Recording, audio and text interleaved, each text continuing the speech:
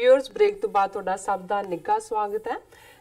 अगली विचार चर्चा करन तो पहला ਅਸੀਂ ਤੁਹਾਨੂੰ ਦੱਸ ਦਈਏ ਕਿ ਜੋ ਸਾਡੇ ਪ੍ਰੋਗਰਾਮ ਦਾ ਸਮਾਂ ਹੈ ਉਹ 1.5 ਘੰਟਾ ਕਰ ਦਿੱਤਾ ਗਿਆ ਹੈ। ਤੁਸੀਂ देख सकते हो 7:30 तो लैके 9 बजे तक प्रोग्राम सचो सच नूं जो पंजाबी न्यूज़ ने उसनूं तुसीं देख सकते हो 9 बजे तो लैके 9:30 बजे तक और जो स्पैशल इंटरव्यूज़ होंदियां ने उसनूं तुसीं देख सकते हो 9:30 तो लैके 10 बजे तक और तुसीं इन्हां तीनों प्रोग्राम नूं लाइव देख सकते हो यूट्यूब ते जाके TV 84 दे चैनल ते और तुसीं अपने जो राय ते सुझाव भी सानूं इन्हां वीडियोज़ दे थल्ले भेज सकते हो यूट्यूब ते और भी दस दी जो साडी ईमेल ID है sos@tv84.tv ते भी जाके तुसी अपने राय ते सुझाव सानू तुसी भेज सकते हो। असी ये भी गुजारिश करना चाहते हैं तुहाडे अगे कि तुसी यूट्यूब ते जाके TV 84 दे चैनल नू वध तो वध सबसक्राइब करो। Thank you so much. So keep watching TV 84। जी डॉक्टर साहब अगली विचार चर्चा बारे तुहाडे विचार जानने चाहांगे। जी डॉक्टर साहब की विचार ने देखो कुछ चीज़ां तां सामने खबरां सामने आ रही होंदियां कुछ होंदियां जिन्हां बारे अंग्रेजी च कहंदे ने कि वट इज़ कुकिंग जी वो कुक दे विच कुक करन तो पहलां पतीले च पाण तो पहलां जो कट्टिया जा रहा हुंदा है उस तो अंदाज़ा हुंदा है भी की चल रहा हुण एक पासे तां जदों असीं इस पार्ट नूं डिस्कस भी कीता है कि ट्रंप ने जिहड़े उन्हां दे ट्रूप्स ने 2000 वो सीरिया चों वापस मंगवाण का फैसला लिया कि भी हुण नो मोर ये साडी वॉर नहीं है और इस तरह अफगानिस्तान दे विच जिहड़े 3000 के करीब उन्होंने ट्रूप्स ने उहदे चों 1500 नूं वापस लियाण दी गल कीती। पाकिस्तान दे इमरान खान नूं लैटर शूट कीता कि गलबात दे विच साडी मदद करो। सो ज़ाहिर है कि एक साई ऑफ रिलीफ सी और असीं इस प्रोग्राम दे विच ये कहा सी कि बेशक असी ट्रंप दीयां नीतियां नाल ना सहमत होइए पर लॉन्ग टर्म ये अमरीकन इंटरस्ट दे विच ही है कि भी एवें थां थां ते जाके थानेदार ना बनो और हर थां ते अपना नक ना अड़ाओ। अपना जिहड़ा वखार तुहाडा एज ए सुपर पावर है उसनूं बहाल रखो और वो जे तुसीं हर एक थां ते अपना नक विच वाड़ोगे तो फिर वो जिहनूं कहंदे ने भी नासां भरन वाले भी आ जांदे ने और ऑलरेडी वियतनाम की ह्यूमिलेशन चो अमरीका नूं सुरखरू करवाया सी पाकिस्तान और मुस्लिम वर्ल्ड ने जो सोवियत यूनीयन दी जिहड़ी है वो कवर बनया अफगानिस्तान और उन्होंने डिसइंटैग्रेशन हुई पर इस तरह लगता है कि इहदे बावजूद जिहड़ा है कि ट्रंप उहदा पहलां भी इलैक्शन कैंपेन वेले भी ये लाइन सी कि भी ये साडियां वॉर्स नहीं ने और असीं जिहड़ा वो अमेरिकन सोल्जर्स नूं वापस लियावांगे पर विदन जदों तुसीं एक सिस्टम च देख रहे होंदे हो और उहदे लई डिप्लोमैटिक टर्म्स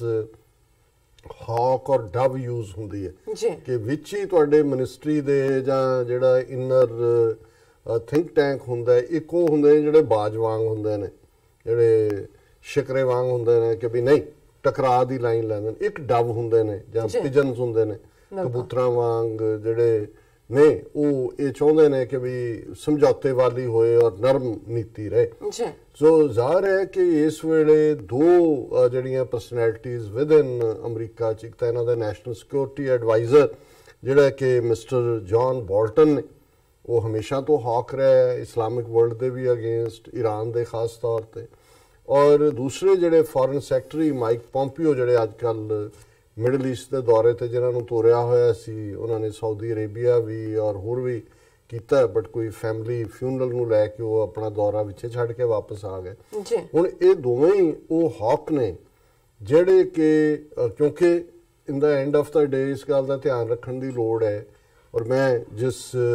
कॉलमनिस्ट के कॉलम के हवाले नाल इस सैगमेंट नूं डिस्कस कर रहे पैट बुकैनन मैं जदों लेट 80s ਦੇ ਵਿੱਚ ਅਮਰੀਕਾ ਦੇ ਵਿੱਚ ਆ ਕੇ ਜਿਹੜੇ CNN ਉਦੋਂ ਬਹੁਤ ਪਪੂਲਰ ਸੀ ਹੁਣ ਤਾਂ ਬਹੁਤ ਸਾਰੇ ਹੋਰ ਚੈਨਲ ਆ ਗਏ ਤਾਂ ਇੱਕ ਜਿਹੜਾ programme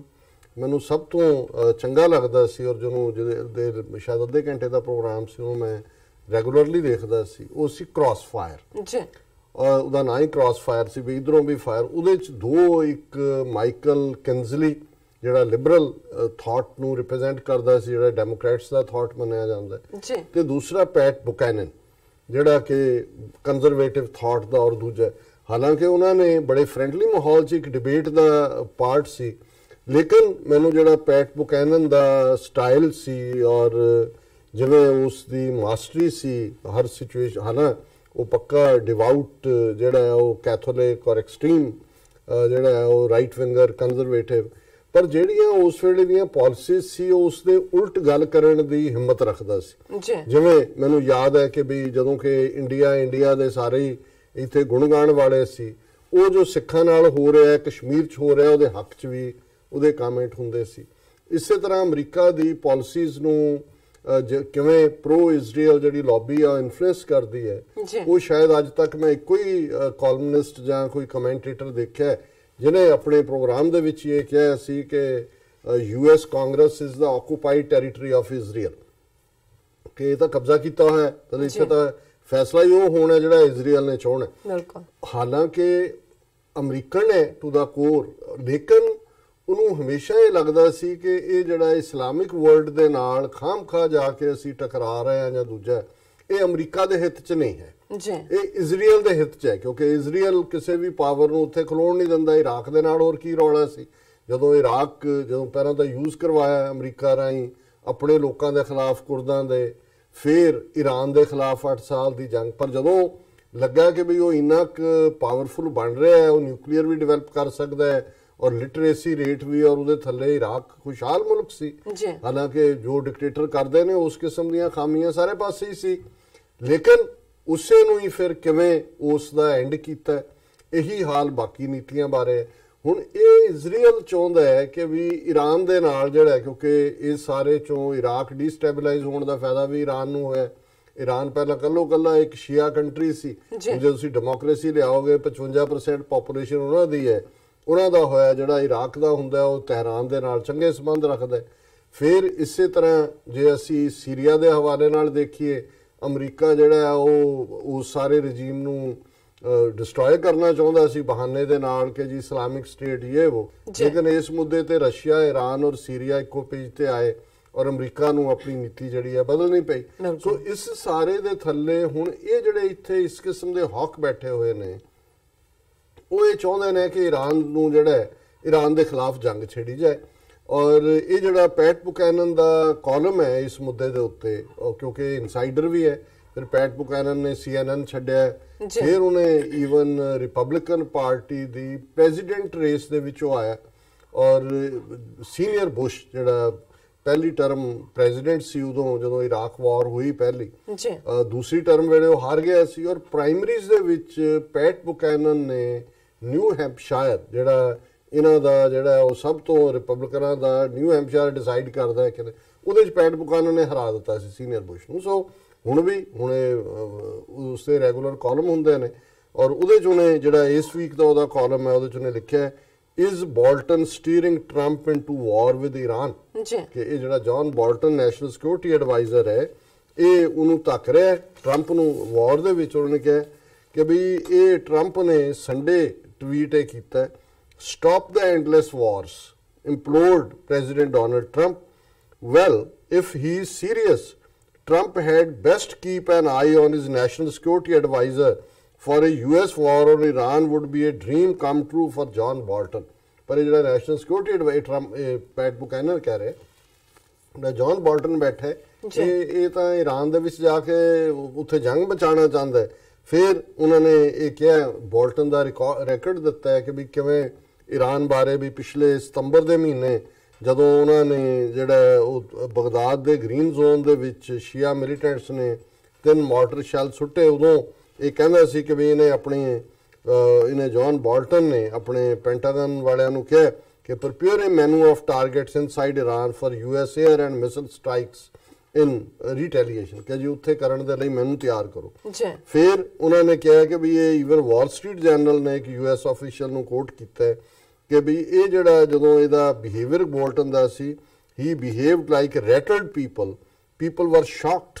it was mind boggling how cavalier they were about ਹਿਟਿੰਗ Iran, ਕਿ ਕਿਵੇਂ ਘੋੜੇ ਤੇ ਸਵਾਰ ਨੇ ਕਿ ਈਰਾਨ ਦੇ ਉੱਤੇ ਕਰੋ। ਫਿਰ ਜਿਹੜਾ ਉਹਨਾਂ ਦਾ ਫਾਰਮਰ ਡਿਪਟੀ ਰਿਹਾ ਬੋਲਟਨ ਦਾ ਮੀਰਾ ਰਿਕਾਰਡਲ, ਉਹਨੇ ਇੱਕ ਗੈਦਰਿੰਗ ਨੂੰ ਇਹ ਕਿਹਾ ਕਿ ਵੀ ਇਹ ਜਿਹੜਾ ਗ੍ਰੀਨ ਜ਼ੋਨ ਦੇ ਵਿੱਚ ਸ਼ੈਲ ਸੁੱਟਣਾ this is an act of war, ਕਿ ਈਰਾਨ ਨੂੰ ਟਾਰਗੇਟ ਕਰ ਲਓ। ਫਿਰ ਜਿਹੜਾ ਉਹ ਹਮੇਸ਼ਾ ਤੋਂ ਹੀ ਇਹਨਾਂ ਦੇ ਕਹਿਣ ਮੁਤਾਬਕ ਪੈਟ ਬੁਕੈਨਨ ਦੇ ਵੀ ਈਰਾਨ ਦੇ ਖਿਲਾਫ ਜਿਹੜਾ ਉਹ ਰਿਹਾ ਔਰ ਇਹ ਬੋਲਟਨ ਦੀ ਸਟੇਟਮੈਂਟ ਹੈ ਟੂ ਸਟਾਪ ਈਰਾਨਸ ਬੌਂਬ ਬੌਂਬ ਈਰਾਨ, ਕਿ ਜੇ ਤੁਸੀਂ ਈਰਾਨ ਨੂੰ ਨਿਊਕਲੀਅਰ ਬੰਬ ਬਣਾਉਣ ਤੋਂ ਰੋਕਣਾ ਤਾਂ ਉਹਦੇ ਤੇ ਬੰਬ ਮਾਰੋ। ਔਰ ਇਹ ਜਿਹੜਾ ਰਜੀਮ ਚੇਂਜ ਵੀ, ਔਰ ਇਹੀ ਪਾਲਿਸੀ ਜਿਹੜੀ ਹੈ ਹੁਣ ਜਦੋਂ ਦੇ ਟਰੂਪ ਸੀਰੀਆ ਤੋਂ ਲਿਆਉਣ ਦੀ ਗੱਲ ਕੀਤੀ ਹੈ, ਇਹ ਜਿਹੜੇ ਹੌਕ ਨੇ ਜੌਨ ਬੋਲਟਨ, ਔਰ ਫਿਰ ਇਹਨੇ ਪੈਟ ਬੁਕੈਨਨ ਨੇ ਕਿਹਾ ਕਿ Bolton has an ally in Secretary of State Mike Pompeo in Cairo last week. Pompeo declared US policy to expel every last Iranian boot from Syria. ਉਹਨੂੰ ਮਿਡਲ ਈਸਟ ਸੀ, ਵਿੱਚੋਂ ਕੱਟ shot ਕਰਕੇ ਆ ਗਿਆ ਵਿਜ਼ਿਟ। ਉਹਨੇ ਕਿਹਾ ਜੀ ਹਰ ਅਖੀਰਲਾ ਇਰਾਨੀ ਜਿਹੜਾ ਸ਼ੋਲਜਰ ਹੈ, ਤੋਂ ਮਤਲਬ ਉਹਨੂੰ ਅਸੀਂ ਬਾਹਰ ਕੱਢਾਂਗੇ। ਫਿਰ ਉਹਨੇ ਕਿਹਾ ਕਿ ਵੀ ਇਹ ਜਿਹੜਾ ਹਿਜ਼ਬੁੱਲਾ ਹੈ ਇਹ ਕੋਈ ਅੱਜ ਦਾ ਥੋੜੀ ਹੈ, ਕਿੰਨੇ ਡੈਕੇਡਸ ਤੋਂ ਉਹਨਾਂ ਦੀ ਉੱਥੇ ਪ੍ਰੈਜ਼ੈਂਸ ਹੈ। ਔਰ ਇਹਨੂੰ ਜਿਹੜਾ ਈਵਨ ਪੋਂਪੀਓ ਜਿਹੜਾ ਹੈ ਉਹ ਸਟੇਟਸ ਕੋ ਮੰਨਣ ਨੂੰ ਤਿਆਰ ਨਹੀਂ ਹੈ। ਔਰ ਉਹਨਾਂ ਨੇ ਕਿਹਾ ਕਿ ਜੀ ਇਹ ਜਿਹੜਾ ਹਿਜ਼ਬੁੱਲਾ ਹੈ this is Holi owned subsidiary of the Iranian regime. ਇਹ ਕੋਈ ਨਵੀਂ ਗੱਲ ਨਹੀਂ ਹੈ, ਆਫ ਕੋਰਸ ਉਹਨਾਂ ਦੇ ਨਾਲੋਂ ਰਲ ਕੇ ਕੰਮ ਕਰਦੇ ਨੇ। ਔਰ ਇਹ ਜਿਹੜਾ ਉਹਨਾਂ ਨੇ ਕਿਹਾ ਕਿ ਵੀ ਹੁਣ ਇਹ ਪੈਟ ਬੁਕੈਨਨ ਪੁੱਛ ਰਿਹਾ ਹੈ, 1 ਮਹੀਨਾ ਪੂਰਾ ਇਜ਼ਰਾਈਲ ਨੇ 2006 ਦੇ ਵਿੱਚ ਲਬਨਾਨ ਦੇ ਵਿੱਚ ਜੰਗ ਲੜੀ ਹਿਜ਼ਬੁੱਲਾ ਦੇ ਖਿਲਾਫ, ਉਹਦਾ ਕੱਢ ਨਹੀਂ ਸਕੇ ਉਹਨਾਂ ਨੂੰ, ਹਿਜ਼ਬੁੱਲਾ ਨੂੰ, ਤੇ ਇਹ ਅਮਰੀਕਾ ਜਾਂ ਇਜ਼ਰਾਈਲ ਉਹਨੂੰ ਹੁਣ ਕਿਵੇਂ ਕੱਢ ਲੈਣਗੇ। ਫਿਰ ਉਹਨੇ ਕਿਹਾ ਵੀ ਇਹ ਪਰਪਸ ਕੀ ਹੈ ਉਹਦੇ ਟੂਰ ਦਾ ਮਿਡਲ ਈਸਟ ਦਾ, ਮਾਈਕ ਪੋਂਪੀਓ ਦੇ। ਉਹ ਕਿਹਾ build A new middle East strategic alliance mess N Arab NATO whose members are to be Egypt, Jordan and the nations of the Gulf Cooperation Concept। ਕਿ ਵੀ ਇਹ ਹੁਣ ਨਵਾਂ ਜਿਹੜਾ ਜਿਵੇਂ NATO ਇਹਨਾਂ ਨੇ ਨਾਨ ਅਲਾਈਨਡ ਟ੍ਰੀਟੀ ਆਰਗੇਨਾਈਜੇਸ਼ਨ ਦਾ ਯੂਰਪ 'ਚ ਬਣਾਇਆ, ਉੱਥੇ ਅਰਬ ਨੈਟੋ ਬਣਾਉਣ ਦਾ ਹੈਗਾ ਤਾਂ ਕਿ ਈਰਾਨ ਦੇ ਖਿਲਾਫ ਉਹਨੂੰ ਜਿਹੜਾ ਵਾਰ ਨੂੰ ਅੱਗੋਂ ਪੁਸ਼ ਕੀਤਾ ਜਾਏ। ਫਿਰ ਉਹਨੇ ਪੈਟ ਬੁਕੈਨਨ ਕਹਿੰਦਾ ਵੀ ਬਾਕੀ ਵੀ ਕਨਫਰੰਟੇਸ਼ਨ ਦੇ ਸਾਈਨ ਨੇ।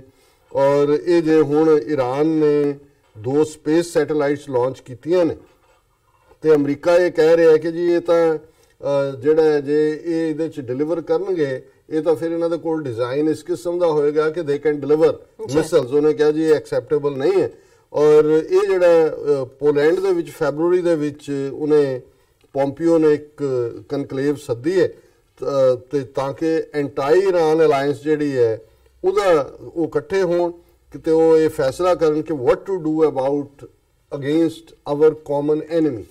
ਸੋ ਇਧਰ ਅਰਬ ਨੈਟੋ, ਉਧਰ ਜਿਹੜੀ ਹੈ ਉਹ ਪੋਲੈਂਡ ਦੇ ਵਿੱਚ ਸਾਰੀਆਂ ਐਂਟਾਈ ਇਰਾਨ ਫੋਰਸਿਸ। ਔਰ ਇਸ ਸਾਰੇ ਚੋਂ ਉਹਨਾਂ ਨੇ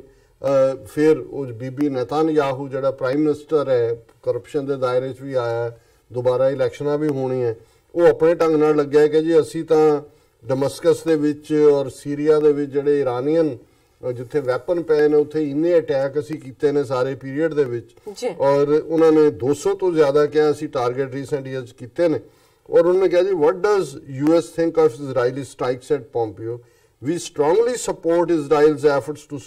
stop Iran from turning Syria into next Lebanon। ਸੋ ਇਹ ਕਿਉਂਕਿ ਮੈਂ ਜਿਵੇਂ ਪਹਿਲਾਂ ਕਿਹਾ ਕਿ ਵੀ ਪੈਟ ਬੁਕੈਨਨ ਇਨਸਾਈਡਰ ਵੀ ਹੈ ਔਰ ਐਕਸਟ੍ਰੀਮ ਜਿਹੜਾ ਦੂਸਰੇ ਪਾਸੇ ਦਾ ਕੰਜ਼ਰਵੇਟਿਵ ਹੈ। ਹਾਲਾਂਕਿ ਦੁਨੀਆ ਦੇ ਵਿੱਚ ਜਿਹੜੇ ਟ੍ਰੈਂਡ ਨੇ ਉਹ ਬਦਲ ਰਹੇ। ਇੱਕ ਸਟੇਜ ਤੇ ਜਦੋਂ ਟਰੰਪ ਨੇ ਐਕਸਟ੍ਰੀਮ ਰਾਈਟ ਲਾਈਨ ਲੈ ਕੇ ਆਪਣਾ ਕੈਂਪੇਨ ਸ਼ੁਰੂ ਕੀਤਾ, ਜਿੱਤਿਆ, ਪਰ ਹੁਣ ਅਸੀਂ ਦੇਖ ਰਹੇ ਹਾਂ ਵੀ ਸਭ ਤੋਂ ਵੱਡੀ ਜਿਹੜੀ ਅੱਜ ਹਾਰ ਹੈ ਉਹ UK ਦੀ ਪ੍ਰਾਈਮ ਮਿਨਿਸਟਰ ਥੈਰੇਸਾ ਮੇ ਨੂੰ ਜਿਹੜੀ ਆ ਉਹ ਹਾਊਸ ਦੇ ਵਿੱਚ ਹੋਈ ਹੈ, ਜਿੱਥੇ ਬ੍ਰੈਕਸਿਟ ਜਿਹਦੇ ਬਾਰੇ ਉਸ ਮਾਹੌਲ 'ਚ ਇੰਗਲੈਂਡ ਦੇ ਲੋਕਾਂ ਨੇ ਵੋਟ ਕੀਤਾ ਸੀ ਰੈਫਰੈਂਡਮ ਕਿ ਨਿਕਲ ਆਓ ਇਹਦੇ 'ਚੋਂ ਯੂਰਪੀਅਨ ਯੂਨੀਅਨ 'ਚੋਂ। ਪਰ ਅੱਜ ਜਦੋਂ ਕਿ ਉੱਥੇ ਵੋਟ ਹੁੰਦਾ ਹੈ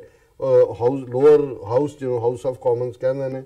432 ਵੋਟਾਂ ਜਿਹੜੀਆਂ ਨੇ ਉਹ ਥੈਰੇਸਾ ਮੇ ਦੇ ਅਗੇਂਸਟ ਪਈਆਂ, 202 ਜਿਹੜੀਆਂ ਨੇ ਉਹ ਹੱਕ 'ਚ ਪਈਆਂ। ਸੋ ਬਹੁਤ ਬੁਰੀ ਤਰ੍ਹਾਂ ਡਿਫੀਟ ਹੈ। ਆਉਣ ਵਾਲੇ ਦਿਨਾਂ 'ਚ ਇੰਗਲੈਂਡ 'ਚ ਕੀ ਹੁੰਦਾ ਹੈ, ਰਿਜ਼ਾਈਨ ਕਰੇਗੀ, ਦੁਬਾਰਾ ਰੈਫਰੈਂਡਮ ਇਸ ਮੁੱਦੇ ਤੇ ਹੋਏਗਾ ਜਾਂ ਕੋਈ ਨਵੀਂ ਸਕੀਮ ਲੈ ਕੇ ਦੁਬਾਰਾ ਮਾਰਚ ਐਂਡ ਤੱਕ ਦਾ ਟਾਈਮ ਹੈ। ਅਦਰਵਾਈਜ਼ ਜਿਹੜਾ ਇਹਨਾਂ ਦੀ ਡੈਡਲਾਈਨ ਹੈ ਫਿਰ ਇਹ ਹੋਏਗਾ ਕਿ ਵਿਦਆਊਟ ਐਨੀ ਡੀਲ, ਉਹ ਇਹਨਾਂ ਦੇ ਲਈ ਬੜੀ ਨਮੋਸ਼ੀ ਵਾਲੀ ਗੱਲ ਹੋਏਗੀ। ਸੋ ਇੱਕ ਪਾਸੇ ਯੂਰਪ ਦੇ ਵਿੱਚ ਖਾਸ ਤੌਰ ਤੇ ਇੰਗਲੈਂਡ ਯੂਰਪ ਸਭ ਤੋਂ ਵੱਡਾ ਅਲਾਈ ਹੈ ਅਮਰੀਕਾ ਦਾ, ਜੇ ਉੱਥੇ ਇਸ ਕਿਸਮ ਦਾ ਜਿਹੜਾ ਨੈਸ਼ਨਲਿਜ਼ਮ ਸੀ, ਜਦੋਂ ਇਹ ਵੀ ਸੀ ਕਿ ਨਿਕਲੋ ਯੂਰਪੀਅਨ ਯੂਨੀਅਨ ਚੋਂ, ਉਹ ਉਹਨਾਂ ਦਾ ਨੈਸ਼ਨਲਿਜ਼ਮ ਸੀ ਕਿ ਜੀ ਅਸੀਂ ਜਿਹੜਾ ਉਹ ਯੂਨੀਕ। ਪਰ ਹੁਣ ਇਹ ਟ੍ਰੈਂਡ ਜਿਹੜਾ ਜਿਹੜੀ ਡਿਫੀਟ ਹੁੰਦੀ ਹੈ ਇਹ ਸਾਰੇ ਚੋਂ, ਇਹ ਹੁੰਦਾ ਵੀ ਇਹ ਫੇਰ ਅਗੇਨ ਉੱਥੇ ਰੀਅਲਾਈਜੇਸ਼ਨ ਸ਼ੁਰੂ ਹੋਈ ਹੈ ਕਿ ਭਾਈ ਅਸੀਂ ਜਿਹਨੂੰ 10ਵੇਂ ਪਾਤਸ਼ਾਹ ਨੇ ਫਰਮਾਇਆ ਮਾਨਸ ਕੀ ਜਾਤ ਸਭ ਹੈ ਇੱਕ ਹੈ ਪਹਿਚਾਨ ਉਹ, ਸਾਰੀ ਹਿਊਮਨ ਰੇਸ ਇੱਕ ਹੈ, ਸਾਡੇ ਇੰਟਰਸਟ ਇੱਕ ਦੂਜੇ 'ਚ ਬੱਝੇ ਹੋਏ ਨੇ। ਔਰ ਇਸ ਸਾਰੇ ਚੋਂ ਜਿਹੜਾ ਇੱਕ ਮਾਹੌਲ ਪੋਜ਼ਿਟਿਵਿਟੀ ਵਾਲਾ ਬਣ ਰਿਹਾ ਹੈ। ਪਰ ਜੇ ਔਰ ਇਹੀ ਜਿਹੜੇ ਜੌਨ ਬੋਲਟਨ ਜਾਂ ਮਾਈਕ ਪੋਂਪੀਓ ਵਰਗੇ ਲੋਕ ਨੇ ਉਹ ਇਹ ਸਮਝਦੇ ਨੇ ਕਿ ਜਿਹੜੀ ਉਹਨਾਂ ਦੀ ਲੌਬੀ ਦਾ ਪ੍ਰਭਾਵ ਹੈ ਉਹ ਘਟਦਾ ਜਾ ਰਿਹਾ, ਵੀ ਇੱਕ ਵਾਰੀ ਲਿਜਾ ਕੇ ਤੁਸੀਂ ਟਰੰਪ ਨੂੰ ਉੱਥੇ ਫਸਾ ਦਿਓ ਈਰਾਨ ਦੇ ਮੁੱਦੇ ਦੇ ਉੱਤੇ, ਫਿਰ ਅਗਲੇ ਸਾਲ ਲੜਦੇ ਰਹਿਣਗੇ। ਔਰ ਅਮਰੀਕਨਾਂ ਦਾ ਇੱਕ ਜਿਹੜਾ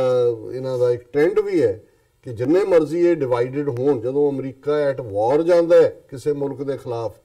ਉਦੋਂ ਇਹ ਸਾਰੇ ਫਿਰ ਇਕੱਠੇ ਹੋ ਜਾਂਦੇ ਨੇ। ਔਰ ਕਿਉਂਕਿ ਟਰੰਪ ਜਿਹੜਾ ਸ਼ਟਡਾਊਨ ਵੀ ਜਾਰੀ ਹੈ, ਥੋੜੀ ਬਹੁਤ ਕੁਝ ਮੁਹਾਜ਼ਾਂ ਤੇ ਫੇਲਿਅਰਸ ਵੀ ਹੋ ਰਹੀ ਹੈ, ਵੀ ਇੱਕ ਪਾਸੇ ਇਹੀ ਟਰੰਪ ਦਾ ਸੀ ਕਿ ਵੀ ਅਸੀਂ ਵਾਲ ਬਣਾਵਾਂਗੇ, ਠੀਕ ਹੈ ਜੀ, ਮੈਕਸੀਕੋ ਤੋਂ ਖਰਚਾ ਲਵਾਂਗੇ। ਹੁਣ ਯੂਐਸ ਕਾਂਗਰਸ ਤਾਂ ਮੈਕਸੀਕੋ ਨੇ ਤਾਂ ਦੇਣਾ ਨਹੀਂ ਸੀ, ਯੂਐਸ ਕਾਂਗਰਸ ਵੀ ਦੇਣ ਨੂੰ ਤਿਆਰ ਨਹੀਂ। ਈਵਨ ਇਹ ਸੀ ਵੀ ਸ਼ਾਇਦ ਡਿਫੈਂਸ ਐਮਰਜੈਂਸੀ ਲਾ ਕੇ ਲੈ ਲੇ, ਉਹ ਵੀ ਉਹਨੇ ਕਿਹਾ ਨਹੀਂ ਲਾਣਾ। ਔਰ ਇਹ ਵੱਧਦੀ ਜਾ ਰਹੀ ਹੈ ਬੇਚੈਨੀ, ਔਰ ਇਹ ਸਾਰਿਆਂ ਨੂੰ ਹੀ ਪ੍ਰਭਾਵਿਤ ਕਰ ਰਿਹਾ। ਸੋ ਜ਼ਾਹਿਰ ਹੈ ਕਿ ਟਰੰਪ ਨੂੰ ਡੋਲਦੇ ਨੂੰ ਇਸ ਮੁੱਦੇ ਤੋਂ ਇਹੀ ਜਿਹੜੀ ਹੌਕਿਸ਼ ਲੌਬੀ ਹੈ ਕਹੇ ਜੀ ਇਹਦੇ ਨਾਲ ਤੁਹਾਡੀਆਂ ਰੇਟਿੰਗਸ ਅੱਪ ਜਾਣਗੀਆਂ। ਸੋ ਇਹ ਜੇ ਪੈਟ ਬੁਕੈਨਨ ਇਸ ਨੂੰ ਸਮਝ ਰਿਹਾ ਹੈ ਕਿ ਵੀ ਇਹ ਇਸ ਦੀਆਂ ਪੋਸਿਬਿਲਿਟੀਜ਼ ਨੇ, ਤੇ ਅਸੀਂ ਵੀ ਉਸ ਆਰਟੀਕਲ ਤੇ ਬੇਸਡ ਹੀ ਔਰ ਜਿੰਨਾ ਥੋੜਾ ਬਹੁਤ ਖੱਬੇ ਸੱਜੇ ਹੈ ਉਸ ਤੇ ਬੇਸਡ ਇਸ ਵਿਚਾਰ ਨੂੰ ਆਪਣੇ ਦਰਸ਼ਕਾਂ ਦੇ ਨਾਲ ਵਿਚਾਰਿਆ। ਤੁਹਾਡਾ ਬਹੁਤ ਬਹੁਤ ਸ਼ੁਕਰੀਆ ਜੀ ਡਾਕਟਰ ਸਾਹਿਬ। ਥੱਲੇ ਨੇ ਬ੍ਰੇਕ ਤੋਂ ਪਹਿਲਾਂ ਅਸੀਂ ਆਪਣੇ ਦਰਸ਼ਕਾਂ ਤੇ ਸਰੋਤਿਆਂ ਨੂੰ ਅਪੀਲ ਤੇ ਬੇਨਤੀ ਕਰ ਦਈਏ ਵੀਅਰ, ਜਿਸ ਤਰ੍ਹਾਂ ਕਿ ਤੁਸੀਂ ਜਾਣਦੇ ਹੋ ਕਿ TV 84 ਨੂੰ ਸ਼ੁਰੂ ਕੀਤਿਆਂ 6 ਸਾਲ ਹੋ ਚੁੱਕੇ ਨੇ। ਇਹ ਤੁਹਾਡੀ ਹੀ ਬਦੌਲਤ ਇਹ 6 ਸਾਲ